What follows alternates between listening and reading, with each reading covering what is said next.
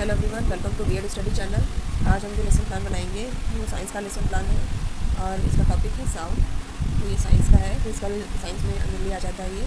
तो यहाँ पे राइट साइड पे आप क्लास पीरियड ड्यूरेशन लिखेंगे एंड लेफ्ट साइड पे आपका डेट सब्जेक्ट और टॉपिक रहेगा। इसके बाद आप जनरल ऑब्जेक्टिव्स लिखते हैं, तो 4 to 5 जनरल ऑब्जेक्टिव्स लिखे जाएंगे। देन स्पेसिफिक ऑब्जेक्टिव लिखने होते हैं आपको। तो यहाँ पे लेवल और ऑब्जेक्टिव 2 कॉलम बनते हैं। तो पहला ये आपका नॉलेज हो जाएगा, तो इस पर आप 2 पॉइंट्स लिख लेंगे। ये आपके हो जाएगा, पहला स्पेसिफिक ऑब्जेक्टिव हो जाएगा। इसी तरीके से कॉम्प्रिहेंशन, ये इसी पॉइंट है नॉलेज का। फिर कॉम्प्रिहेंशन के भी इसी तरीके से 3 पॉइंट्स हैं। एप्लीकेशन स्पेसिफिक ऑब्जेक्टिव में आ जाएगा, इसके भी 2 पॉइंट्स आप लिख लेंगे। इसके बाद आप टीचिंग एड जो यूज़ किया गया है उसका लिखेंगे, डिटेल मटेरियल एड की डिटेल लिखेंगे और प्रीवियस नॉलेज। तो स्टूडेंट्स को प्रीवियस नॉलेज कुछ ना कुछ होती है जब आप किसी टॉपिक को पढ़ाते हैं, तो आपको लिखना होगा यहाँ पे students have some basic knowledge about sound. तो ये आपके हो गए ऑब्जेक्टिव्स। देन हमारी आ जाएगी यहाँ पे इंट्रोडक्टरी क्वेश्चन की टेबल आ जाएगी। यहाँ पे 2 कॉलम बनेंगे। एक कॉलम में आप लिखेंगे पीपल टीचर एक्टिविटी और नेक्स्ट कॉलम में आप लिखेंगे स्टूडेंट एक्टिविटी। तो यहाँ पे जो आप क्वेश्चंस इंट्रोडक्टरी क्वेश्चंस आप पुटअप करेंगे, तो ये क्वेश्चन एक दूसरे से कनेक्टेड होने चाहिए और रिलेवेंट होने चाहिए, जो आपके टॉपिक से हैं रिलेटेड होने चाहिए। ऐसा ना हो कि आपका टॉपिक कुछ और हो और क्वेश्चन कहीं और से निकल के आ रहे हो, तो वो भी सही नहीं रहता इंट्रोडक्टरी क्वेश्चन को देखते हुए। तो इंट्रोडक्टरी क्वेश्चन सीरियल होने चाहिए और ये इंटरकनेक्टेड होने चाहिए। देन लास्ट में आपका प्रॉब्लमेटिक क्वेश्चन आएगा, तो बच्चे इसका आंसर नहीं कर पाएंगे या कर भी लेंगे तो वो डिपेंड करता है, लेकिन लास्ट वाला क्वेश्चन प्रॉब्लमेटिक क्वेश्चन कहलाता है। इसके बाद आप लास्ट में हेडिंग देंगे स्टेटमेंट ऑफ एम। तो ये सभी लेसन प्लान में सेम रहता है। Students today we will study about sound. तो जो भी आपका टॉपिक है वहाँ पे उस टॉपिक का नाम लिख दिया जाता है। फिर आपका यहाँ पे देखिए आ जाएगी हमारी प्रेजेंटेशन टेबल आ जाएगी। तो यहाँ पे देखिए कई सारे कॉलम बनेंगे। तो पहला हमारा कॉलम बनता है सीरियल नंबर का, दूसरा कॉलम होता है टीचिंग पॉइंट का, तीसरा कॉलम बनता है हमारा पीपल टीचर एक्टिविटी का। इसी प्रकार से ये टेबल आगे कंटिन्यू होती है। नेक्स्ट कॉलम आता है स्टूडेंट रिस्पॉन्स का। Then next column is teaching method का। Then next column will be material aid और लास्ट में जो कॉलम बनता है वो ब्लैक बोर्ड का बनता है, ब्लैक बोर्ड वर्क का। तो यहाँ पे आप देखिए, तो जो भी लेसन प्लान को हम कई सारे पार्ट्स में डिवाइड करते हैं, तो उन पार्ट्स में हम फिर टीचिंग एड फॉर्म कर लेते हैं। तो पहला यहाँ पे देखिए टीचिंग एड है हमारा इंट्रोडक्शन ऑफ साउंड। तो यहाँ पे हम इंट्रोडक्शन साउंड में हम बच्चों से क्वेश्चन पुटअप करते हैं। तो यहाँ हमने क्वेश्चन पुटअप किया, ये देखिए पहला क्वेश्चन पुटअप किया हमने। इस तरीके से हम क्वेश्चन पुटअप करेंगे और ये मान लीजिए ये क्वेश्चन हमने पुटअप किया, तो बच्चे इसका फिर आंसर करेंगे। यहाँ पे आंसर स्टूडेंट रिस्पॉन्स में बच्चे आंसर करेंगे और यहाँ पे हम टीचिंग मेथड जो हमारा यूज़ किया गया वो क्वेश्चन आंसर, क्योंकि क्वेश्चन आंसर है। और मटेरियल एड जो भी आप बना के लाएंगे चार्ट या फिर आपके पास कोई भी लाइव टीचिंग एड है वो शो कर देंगे मटेरियल एड में, और ब्लैक बोर्ड वर्क में आप ब्लैक बोर्ड वर्क लिखेंगे। इसी तरीके से हम दूसरा क्वेश्चन पुटअप करेंगे, बच्चों से दूसरा क्वेश्चन पूछेंगे। तो अब जो वो रिस्पॉन्स करेंगे उस रिस्पॉन्स को हम स्टूडेंट रिस्पॉन्स में लिखेंगे, है ना। ये दूसरा वाला जो कॉलम है स्टूडेंट रिस्पॉन्स में लिखेंगे। दूसरा क्वेश्चन पूछा हमने, फिर इसको हमने स्टूडेंट रिस्पॉन्स में उसको लिखा। देन उसके बाद में टीचिंग मेथड में हमारा सेम हो जाएगा, क्वेश्चन आंसर मेथड हो जाएगा। मटेरियल एड में जो भी आप उसके लिए मटेरियल एड यूज़ करेंगे वो आ जाएगा और ब्लैक बोर्ड वर्क यहाँ पे शो कर दिया जाएगा। इसी प्रकार से हम थर्ड क्वेश्चन करेंगे।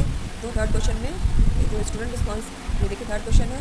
थर्ड क्वेश्चन में जो स्टूडेंट रिस्पॉन्स होगा वो रिस्पॉन्स हो भी सकता है या नहीं भी हो सकता है। यहाँ पे फिर वही हमारा टीचिंग मेथड, हमारा क्वेश्चन आंसर मेथड हो जाएगा, मटेरियल एड जो भी यूज़ करेंगे वो हो जाएगा और ब्लैक बोर्ड वर्क यहाँ पे लिख दिया जाएगा।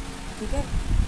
अब इनकेस बच्चे अगर आंसर नहीं कर पा रहे हैं जो हमने ये क्वेश्चन ऊपर पूछे हैं, तो अब जो हमारी पीपल टीचर है वो उसको एक्सप्लेन करेंगी। तो ये पूरा एक्सप्लेनेशन उनके द्वारा दिया जाएगा। ठीक है, ये कंप्लीट एक्सप्लेनेशन आप देख लीजिए।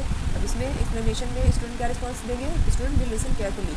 तो आप जब आप एक्सप्लेन करें तो बच्चों का काम है कि वो ध्यान से आपकी बात को सुने और समझें, और जो भी वो क्वेश्चन का आंसर नहीं दे पाए तो उसको आप एक्सप्लेनेशन के दौरान उनको समझाएं, ताकि उनको ये टॉपिक, ये वाला टीचिंग पॉइंट अच्छे से समझ आ जाए। इसमें जो टीचिंग मेथड यूज़ किया गया है वो एक्सप्लेनेशन मेथड यूज़ किया गया है। एक्सप्लेन करके हम बच्चों को इस लेसन इस वाले पॉइंट को समझाने की कोशिश करेंगे। फिर यहाँ पे मटेरियल एड में ये देखिए डायग्राम, जैसे बच्चे ने डायग्राम बनाया, तो जो आप डायग्राम बनाएंगे ब्लैक बोर्ड पे उसका एक मिनिएचर डायग्राम आप यहाँ पे पेस्ट कर देंगे, बना के डायग्राम बना के पेस्ट कर देंगे। तो ये हमारे फर्स्ट टीचिंग पॉइंट की प्रेजेंटेशन टेबल हो जाएगी। इसी प्रकार से हमारा सेकंड टीचिंग पॉइंट आ जाता है। इसमें भी आप टेबल सेम टू सेम बनेगी और टेबल को कंटिन्यू करेंगे। आप ये नहीं करेंगे कि सेकंड पेज है तो हमें ज़रूरत नहीं बनाने की, आप फिर से सारी की सारी हेडिंग डालेंगे, सीरियल नंबर लिखेंगे, टीचिंग पॉइंट लिखेंगे, पीपल टीचर एक्टिविटी लिखेंगे।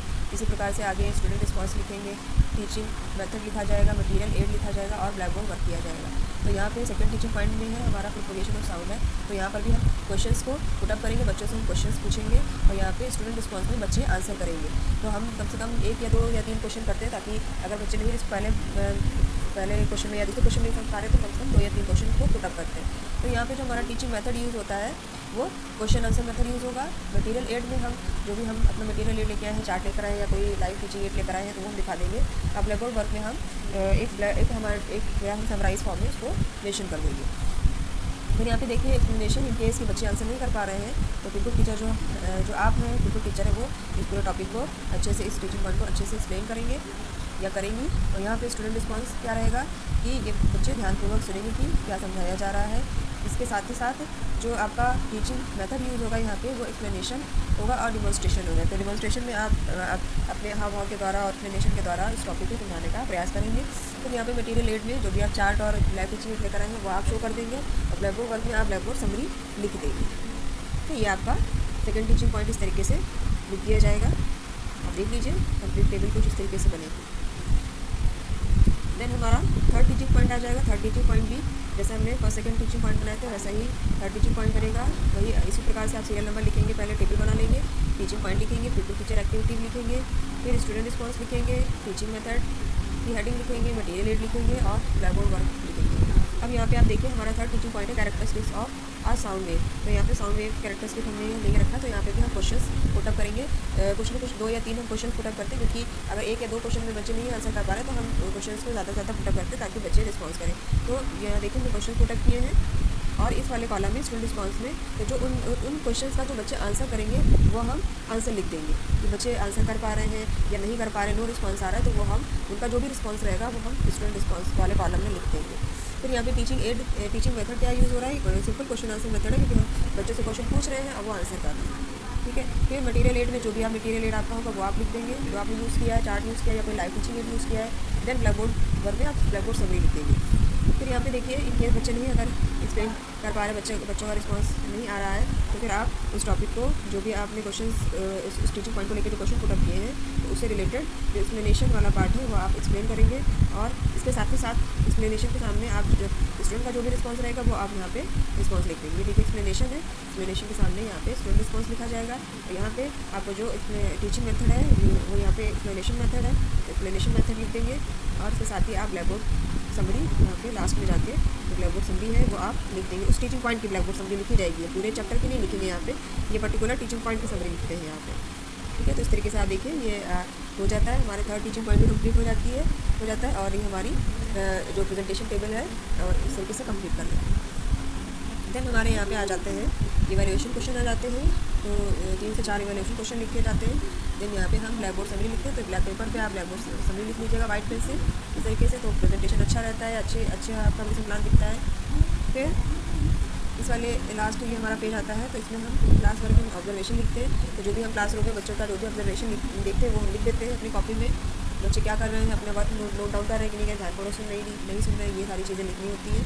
देन रिकैपिचुलेशन क्वेश्चन में आप ट्रू फॉल्स कर सकते हैं, हिंदी ब्लैंक्स कर सकते हैं या वन वर्ड कर सकते हैं। तो बहुत लंबे क्वेश्चन रिकैप क्वेश्चन में नहीं लिखे जाते हैं, तो इस तरीके से लिखे जाते हैं कि वो रिकैप क्वेश्चन उस चैप्टर को कवर करें।